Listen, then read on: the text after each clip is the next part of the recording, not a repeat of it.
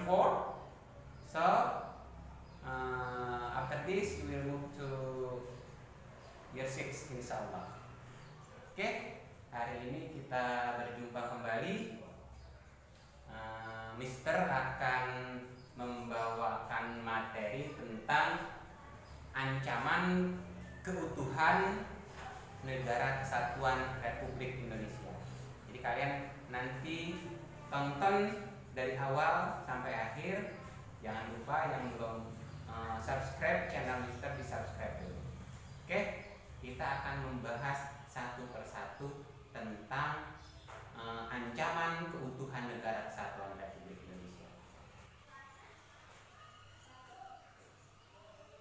Setelah Insinyur Soekarno dan Dr. Andes Muhammad Hatta memproklamasikan kemerdekaan Negara Kesatuan Republik Indonesia, Indonesia menjadi negara yang berdaulat.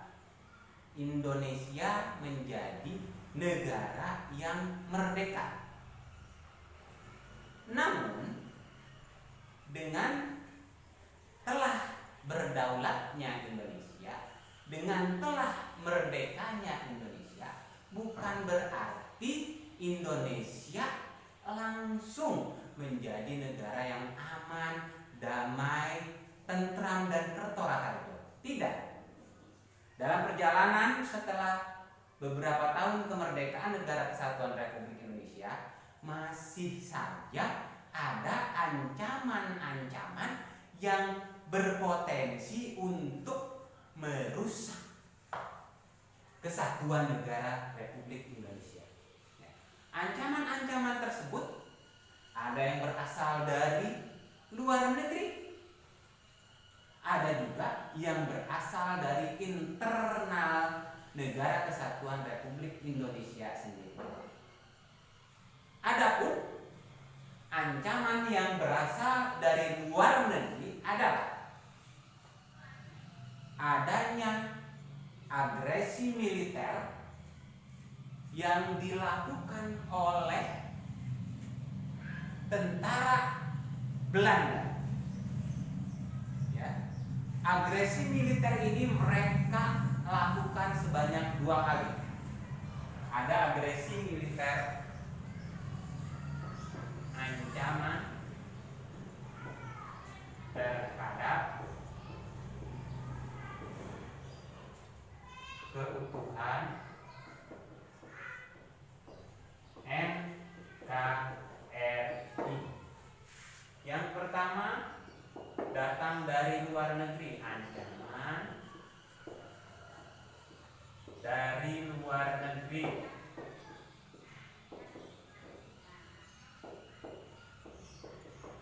Ya.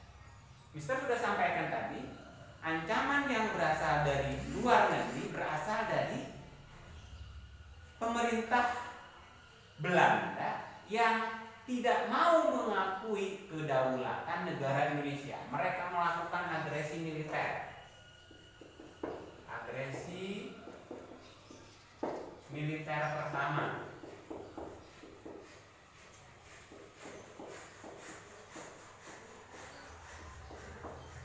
Ini terjadi sekitar tahun 1947.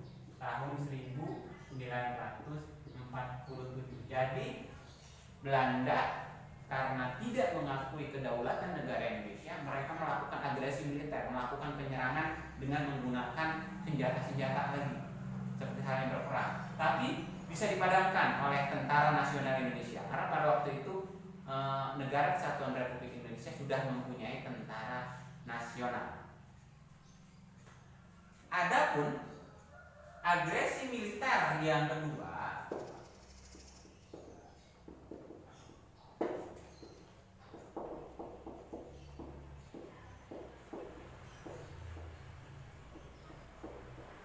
mereka lakukan tahun 1948.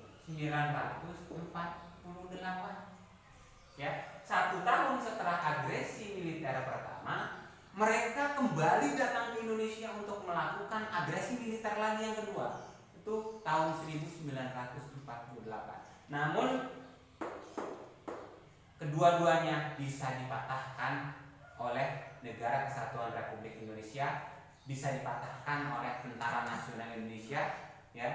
Pada waktu itu kita ABRI, Angkatan Bersenjata Republik Indonesia, mereka bisa mengusir kembali tentara-tentara Belanda ke negaranya, dan mereka pun akhirnya mengakui bahwa Indonesia merupakan negara yang merdeka.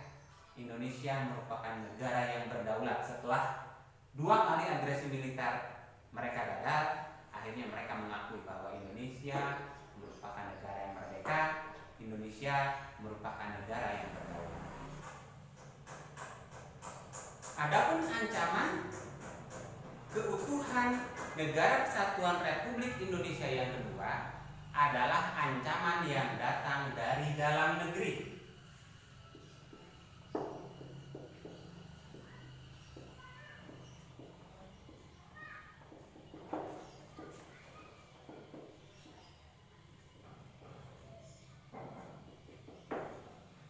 Artinya masih ada beberapa wilayah, masih ada beberapa distrik yang tidak puas dengan kinerja pemerintahan pusat.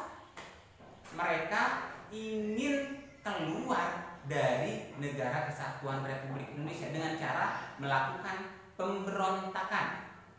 Adapun pemberontakan yang pertama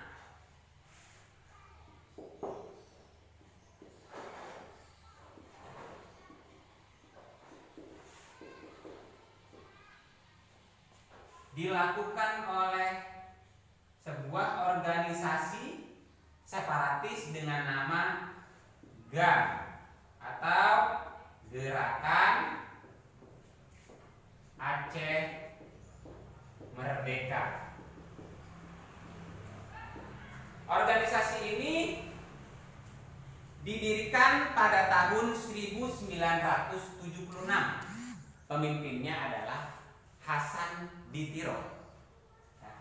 Pada tahun 1976, organisasi Gerakan Aceh Merdeka ini berdiri, dipimpin oleh Hasan Ditiro. Mereka melakukan makar terhadap pemerintah. Mereka tidak mau mengakui bahwa pemerintah yang sah adalah pemerintah pusat. Mereka ingin keluar dari Negara Kesatuan Republik Indonesia. Oleh karena itu mereka melakukan pemberontakan. Namun alhamdulillah pada tahun 2015 ya sudah ada kesepakatan antara pemerintah pusat ya, diwakili oleh Kementerian Negara Kesatuan Republik Indonesia dengan para petinggi-petinggi Gerakan Aceh Merdeka. Ya. Kesepakatan itu menyatakan bahwa GAM akan melebur dengan masyarakat dan mereka tetap akan berada di bawah naungan Negara Kesatuan Republik Indonesia. Sampai saat ini mereka sudah tidak lagi melakukan gerakan-gerakan separatis. Mereka sudah bersatu dengan masyarakat. Mereka sudah tidak ada niatan lagi untuk keluar dari Negara Kesatuan Republik Indonesia. Itu alhamdulillah. Yang pertama, pemberontakan GAM atau Gerakan Aceh Merdeka. Yang kedua,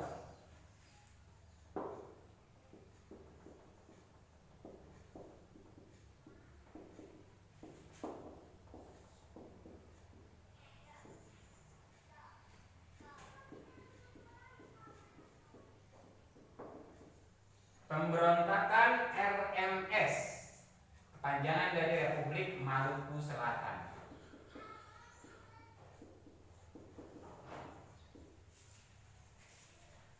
Sebagai sebuah negara yang baru merdeka, otomatis ya, masih banyak kekurangan yang dilakukan oleh pemerintah pusat. Ya. Hal ini memicu wilayah-wilayah yang sudah menjadi bagian dari Negara Kesatuan Republik Indonesia untuk ya, keluar dari negara kesatuan Republik Indonesia. Ini yang dilakukan, ya. RMS Republik Maluku Selatan. Karena tidak puas dengan kinerja pemerintah pusat, akhirnya organisasi separatis RMS ini berdiri dan mengumumkan berdirinya sebuah negara baru dengan nama Republik Maluku Selatan. Organisasi ini, ya, dipimpin oleh Christian Robert Sumokil. Ya, Christian Robert Sumokil ini dulunya mantan Jaksa Agung Negara Kesatuan Republik Indonesia. Dia yang memprakarsai berdirinya RMS dan melakukan pemberontakan terhadap pemerintah pusat. Ini yang kedua. Yang ketiga, pemberontakan yang dilakukan oleh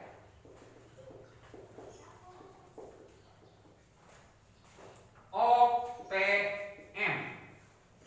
OPM ini singkatan dari Organisasi Papua Merdeka.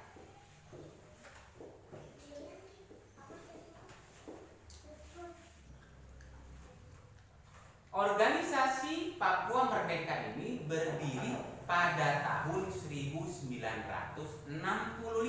dan sampai saat ini OPM masih eksis, masih ada di bumi Papua.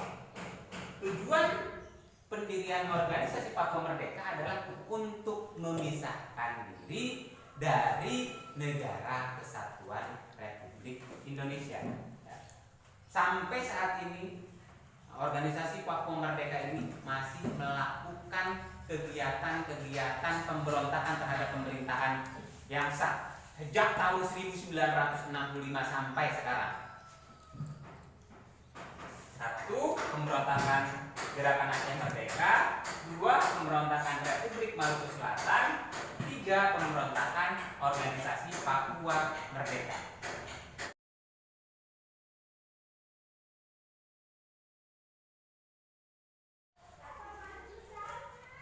Adapun ancaman keutuhan Negara Kesatuan Republik Indonesia selanjutnya adalah pemberontakan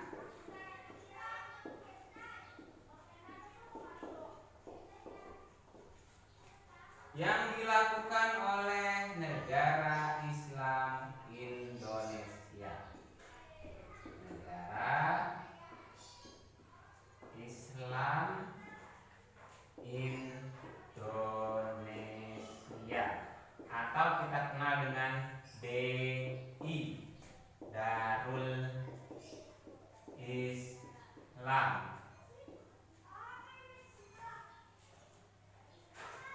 Tujuan pendirian Negara Islam Indonesia ini adalah untuk menerapkan syariat Islam di bumi Indonesia. Karena Indonesia sudah menjadi negara kesatuan berbentuk republik, ya, otomatis syariat Islam belum bisa dilaksanakan secara keseluruhan. Negara Kesatuan Republik Indonesia masih menggunakan hukum-hukum buatan Belanda, hukum-hukum buatan dari pemerintah sendiri, tidak otomatis menggunakan hukum Islam sebagai dasar pijakan hukum di negara Kesatuan Republik Indonesia. Ya. Oleh karena itu, mereka ini, gerakan separatis ini, niatnya adalah ingin menerapkan syariat Islam di seluruh wilayah negara Islam Indonesia. Ya. Menurut kabarnya, organisasi ini sekarang bergerak underground. Mereka tetap bergerak, tetapi mereka tidak terlihat. Ya. Mereka ada, tetapi mereka tidak terlihat oleh secara kasat mata. Tidak seperti Negara Kesatuan Republik Indonesia membangun infrastruktur, menjalankan roda pemerintahan, ekonomi, pendidikan dan lain-lain. Diliput oleh media, tetapi kalau Negara Islam Indonesia ini, mereka sekarang bergerak underground Stalinisasi. Oke, selanjutnya ancaman keutuhan negara Republik Indonesia yang kelima berasal dari pemberontakan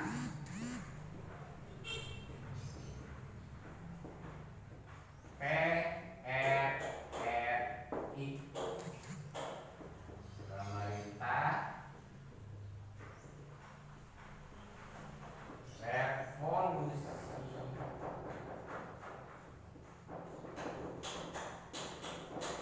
Republik Indonesia.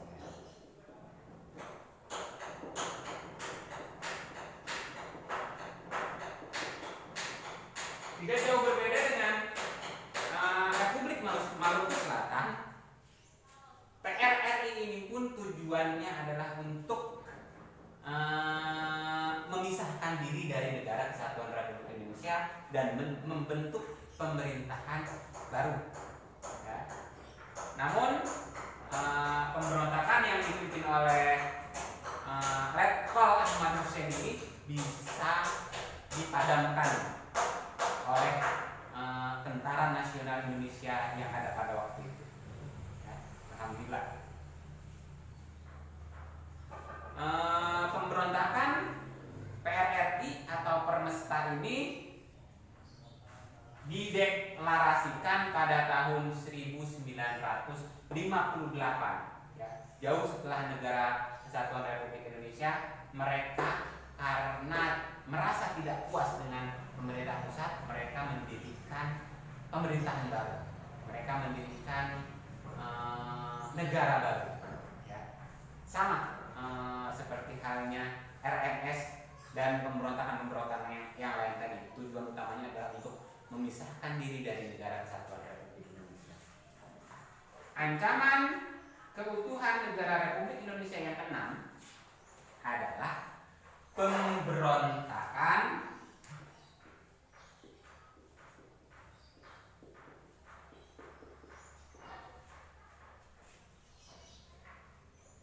APRA, Angkatan Perang Ratu Adil.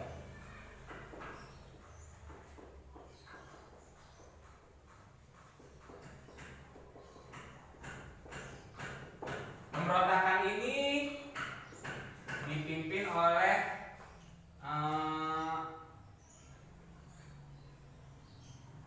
Raymond Westerling.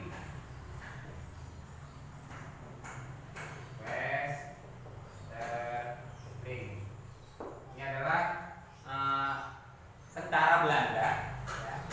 Tentara Belanda yang melakukan pemberontakan dengan cara mengumpulkan, ya, angkatan-angkatan tentara untuk membentuk tentara APRA, mengumpulkan orang-orang untuk dijadikan milisi separatis dengan nama APRA, Angkatan Perang Ratu Adil. Ini pun bisa dipadamkan oleh Tentara Nasional Indonesia pada waktu itu. Pemberontakan berikutnya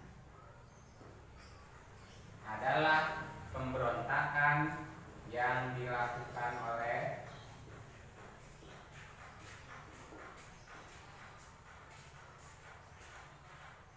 PKI, Partai Komunis Indonesia. Ini terjadi pada tahun 1965. Pemberontakan PKI ini bertujuan untuk merubah ideologi Pancasila menjadi ideologi komunis. Ya. Pemimpinnya adalah D.N. Aidit. Ya. Pada tanggal 30 September tahun 1965, mereka menculik 7 jenderal. Mereka membunuh satu persatu dengan keji, karena jenderal-jenderal angkatan darat ini punya wibawa, ya, punya kekuatan, di Negara Kesatuan Republik Indonesia. Akhirnya PKI menculik mereka, membunuh mereka, sampai akhirnya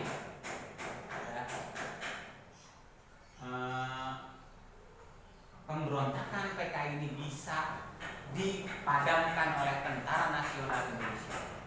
Pada waktu itu Tentara Nasional Indonesia di bawah kepemimpinan Letnan Kolonel Soeharto membumi hanguskan PKI dan para pengikutnya. Ditangkap satu persatu, diadili, bahkan ada yang dihukum mati. Ya.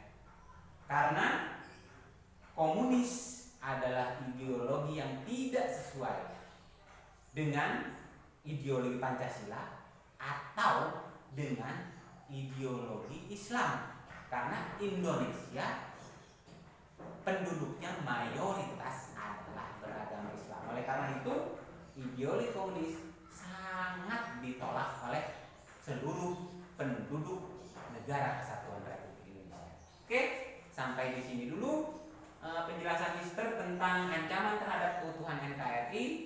Mudah-mudahan bermanfaat buat kalian. Mister cukupkan sampai di sini. See you again another time. Assalamualaikum warahmatullahi wabarakatuh.